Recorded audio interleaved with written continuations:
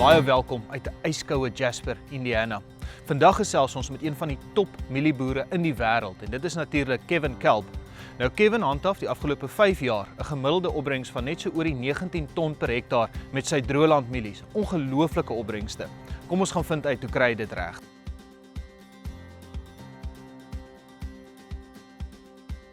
Kevin, you're one of the top corn producers in the world. What is your farming philosophy?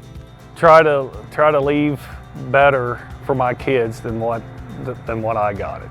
You know, that's kind of our philosophy, kind of why we're going to more of a precision farming type. What is the most important factor to keep in mind when you want to improve your corn yields? You know, we're finding out that it's more about taking care of the soil than the plant, because if you take care of the soil will take care of the plant. We're finding out, you know, less fertilizer is more. How important is variety choice when it comes to corn production? We like full season hybrids to achieve higher test weight, these higher yields. You know, we like to maximize on the longest growing season day corn that we can. So the hybrids, we look for strong roots. We start pushing population, we got to have good roots. What is your most useful tool on the farm? You know, I don't know if there's really a single one thing we can say that's the most important. So, you know, we like our case planter. We think that gives us the best chance of an even emergence, even spacing.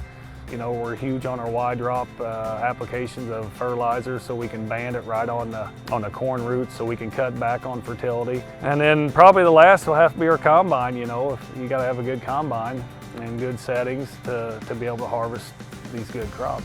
What role does your case early riser planter play in achieving optimum yield? Seed depth is so crucial.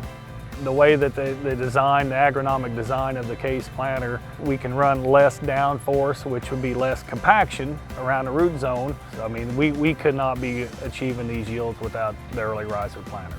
Do you use cover crops in your farming practice?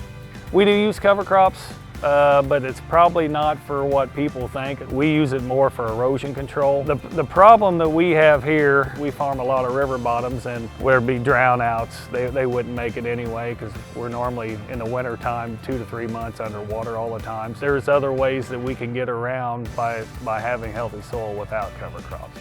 Now, besides corn, you are also a soybean producer. Are there differences in your approach between soybean cultivation and corn cultivation or production? Well, that's kind of why we got Donnie Bester here. You know, we're trying to learn from him on this. You know, he's huge knowledge. I mean, don't know anybody in the world that knows more knowledge than what Donnie does on soybeans. And you know, when we had our really good soybeans, we really didn't do too much. But I think the way we prepped our soil over the years from growing corn, you know, you just got to think about soil biology.